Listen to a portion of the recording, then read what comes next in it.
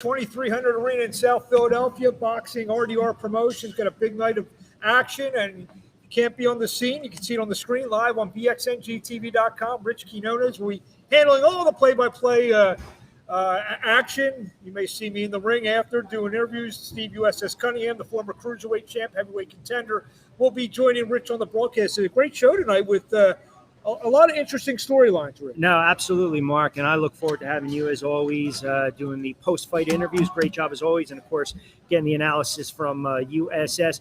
And look, we got the main event, right? Teah against Larry Friars. We got the prodigal son returning, Jesse Hart taking on that guy, Mike Guy. But for Samuel, right, here's an opportunity where he's coming off that devastating KO loss to Lee. Now he's got an opportunity against a fighter that's dropped 3 of 4.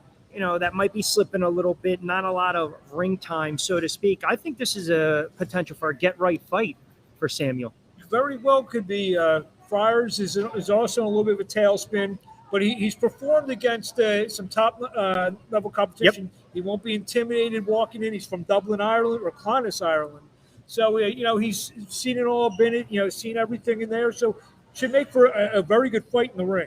You mentioned the step up in competition. His last 3 opponents combined record 34-1-1. So he will step up in competition. He will fight, guys that are of higher caliber. And then you look at Samuel. When you're a fighter and you get dealt a devastating knockout like that, I always look for the fighter to see how they make that comeback, that bounce back. Are they going to be aggressive early on? This is scheduled for 10 or less. Are they going to engage? Are they going to, in the back of their mind, think, all right, I might get caught? Now, I don't think you got to worry about that tonight. With Friars, he's only had 4 knockouts in his career. But say another opponent that's got 15, 16, 20 knockouts in his career, you just wonder if that's in the back of your mind. So I'm curious to see Samuel the first couple rounds in this one. Absolutely. I don't want to call it our co-feature, maybe our 1A or our 1A fight, Jesse Harps.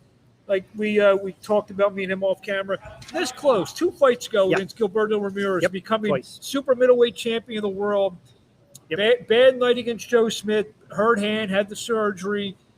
Coming back here to face the guy you're calling that guy, Mike Guy.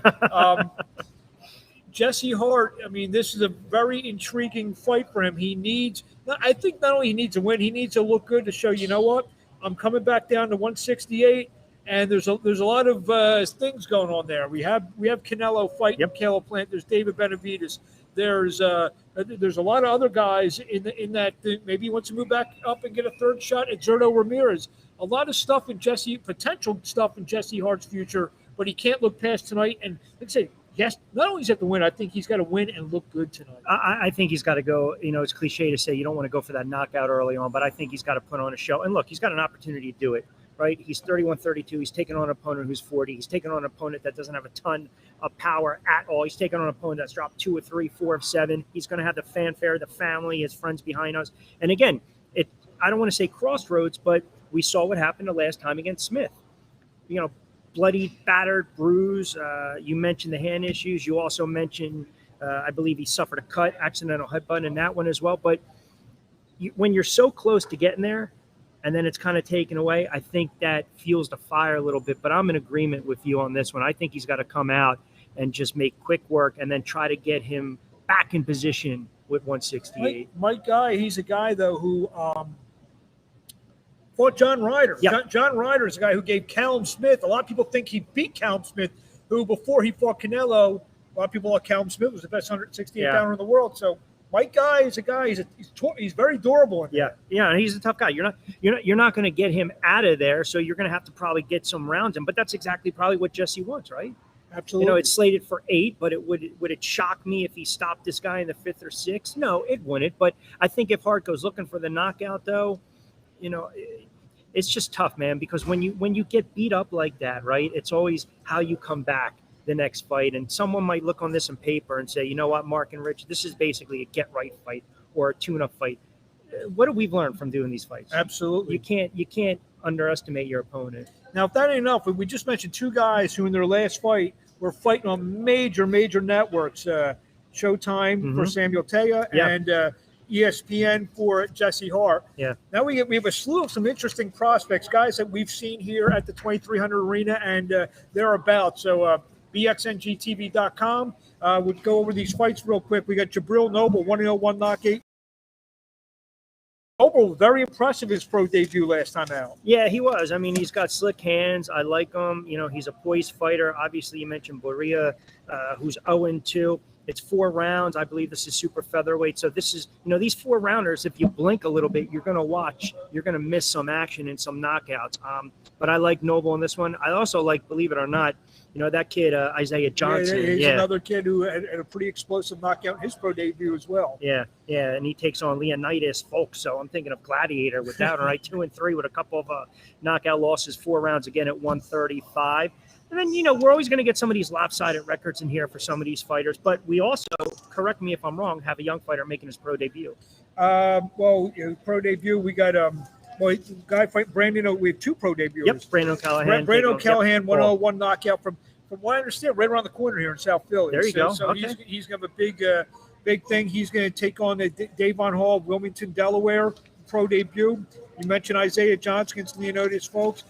Romeo Cruz. Yes. He's a very interesting story. Guy's been fought on Fox. So we have 3 guys who have been featured on Prime Network television. Cruz fought at least twice on Fox, 5-on-1, 2 knockouts, trained by Stephen Breadman Edwards, a guy who we know. Sure. You know, we had trained Julian Williams to the world title. He's got Kyron Davis, who put up a great effort against Andre Durrell. So, you know, Stephen Breadman ain't working with fighters who are just there to show up. No, not at all. And I like this matchup because he's taken over Roberto Pachetto, who we caught a couple of fights. This is a 31-fight veteran. Yeah. So you're talking about a young fighter, age-wise, not young, but a young fighter in Cruz with only 6 fights under his belt, 5-0-1. So this is a great step up for him to kind of make a really nice showing and to show the rest of the boxing world, boxing TV, and the Philly fans, okay, you know what?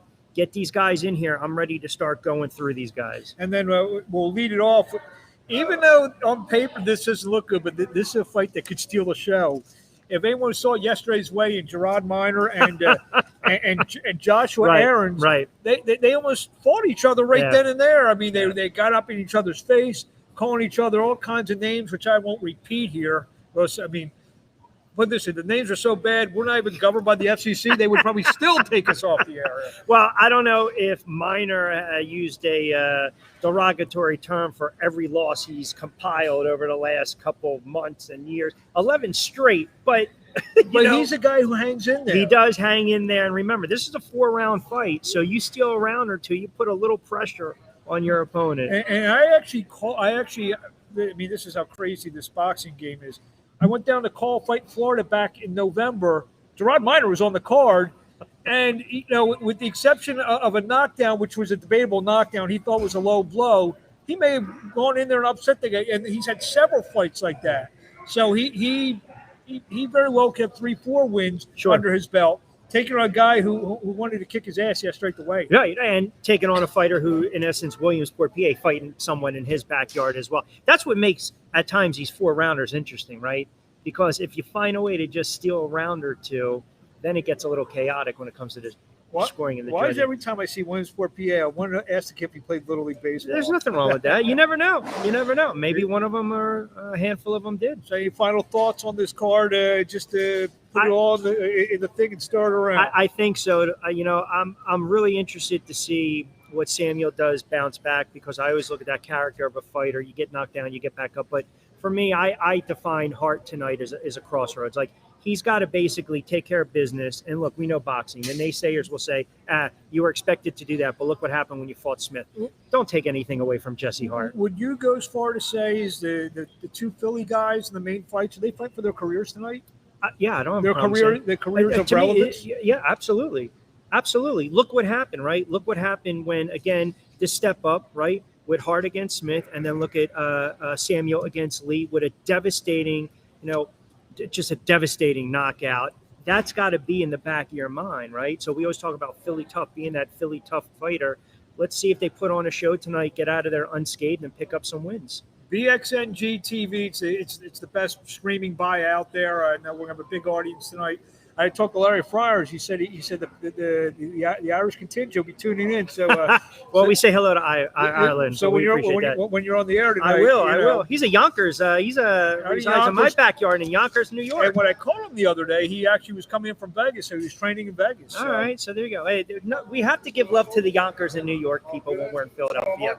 And that's just how it has to be, right? It just has to be with that. So we'll see if the Irish contingent can carry him. Why is it that people see us when we're doing stuff?